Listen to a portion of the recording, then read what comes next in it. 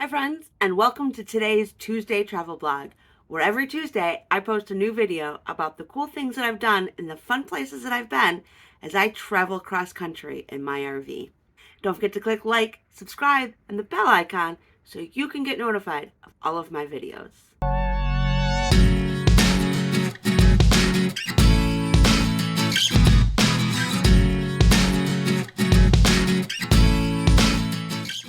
Today's Tuesday travel vlog is all about Gatlinburg and Pigeon Forge, Tennessee. Both are two small towns on the eastern side of Tennessee.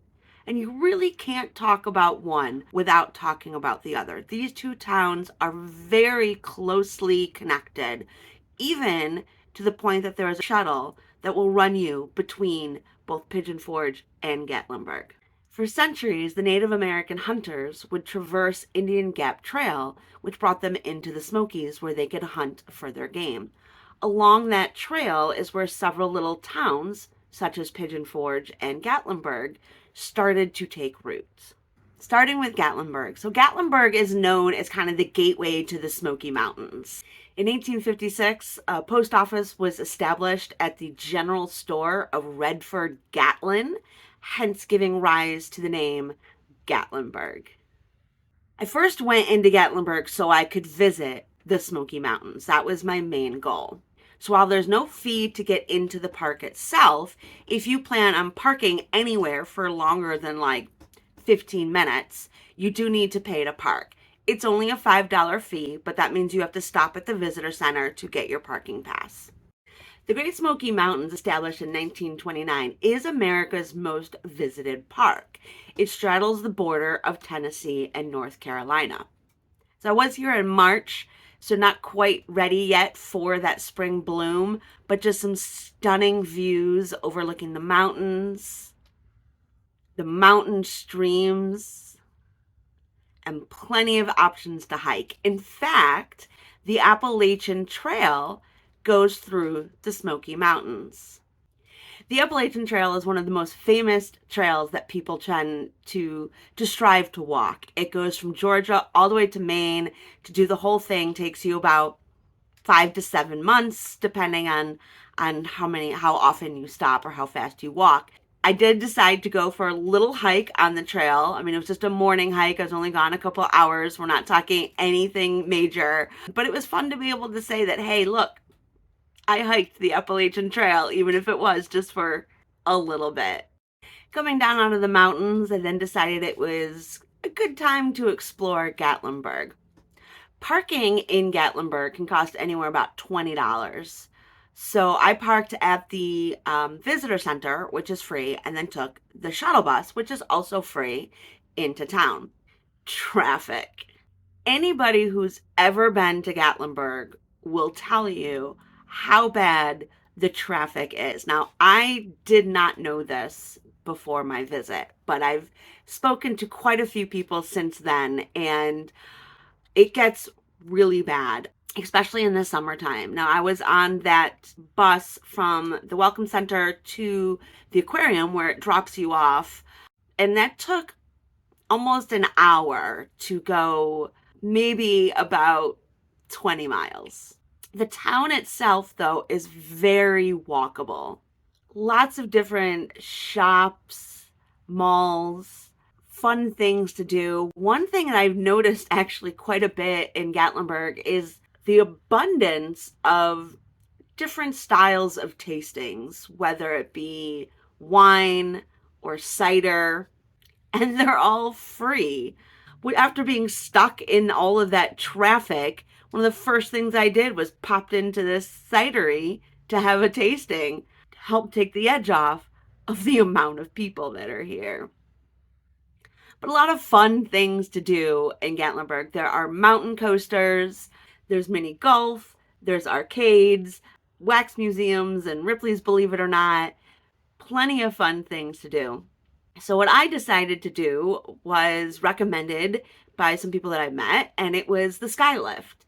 Take the Skylift up to the Sky Bridge so you can have some beautiful views of Gatlinburg.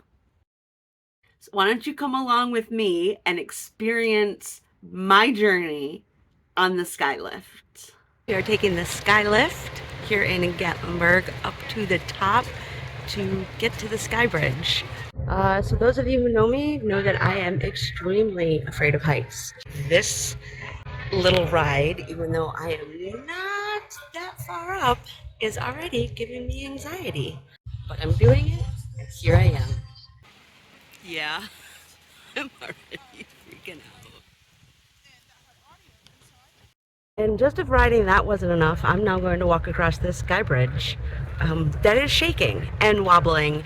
I am testing myself to my limits today.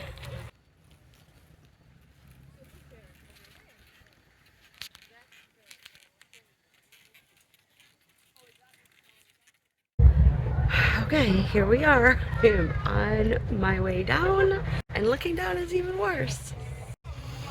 And we stopped. Good times. I mean, the views are quite stunning from up here. One can't deny that. This is not fun. This is not fun at all. And I am back on solid ground. I have done it. Everybody give me a round of applause for facing my fears today. That is not anything I need to ever do again. Did you enjoy that as much as I did not? That was really a hard experience for me. I know some of you are laughing, and that is great. I'm fine with that. It's funny. It is. But let's just say I did it, and let's move on to Pigeon Forge. Similar to Gatlinburg, Pigeon Forge started to get its roots along the Indian Gap Trail. It's named after an iron forge. That forge was named after the Little Pigeon River. Pigeon Forge is only about 7.5 miles from Gatlinburg, although with that traffic, it should take you about at least a half an hour to get there. Traffic in Pigeon Forge can also be very heavy. Pigeon Forge is most famously known as the home of Dollywood's adventure theme park. In fact, pretty much every building in Pigeon Forge is an adventure of itself. Fantastically shaped buildings, catering to lots of different fun things. There's the Hatfield and McCoy Dinner Adventure. There's Wonderworks, which is a science-based kind of fun theme park. There's Beyond the Lens, about film and cameras. Of course, the Hollywood Wax Museum and the Titanic Museum. I visited the Titanic Museum, and there's another video on that one that I will link down in the comments below. I did stop to eat amongst all of my adventures. I chose the Harpoon Harry's Crab House. The ambiance inside is all wood, all natural. They do have its own sushi bar, but I just sat at the regular bar. The bartender was fantastic. And I ordered the crab stuffed flounder. My honest review, it was a little bland.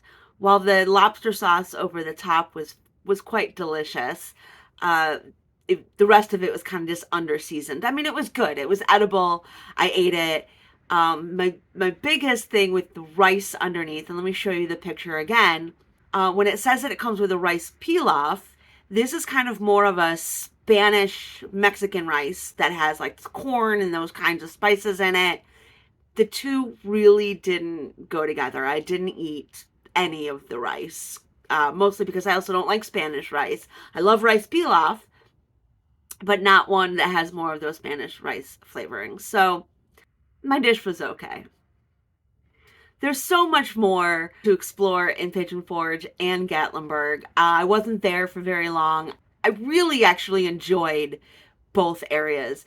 The amount of people and the amount of traffic put aside, there seems to be a lot of fun things to do here, and I just scratched the surface. My visit there was spread out over 2 days as I spent a lot of time on the Appalachian Trail as well as exploring the Titanic Museum. Really enjoyed this area. I'd like to come back again someday. So I highly recommend you give it a try. Bring your inner child with you or your kids and have a really good time. So thanks for traveling along with me. I always appreciate having you on the road. Don't forget to watch all my other videos, and I will see you next Tuesday.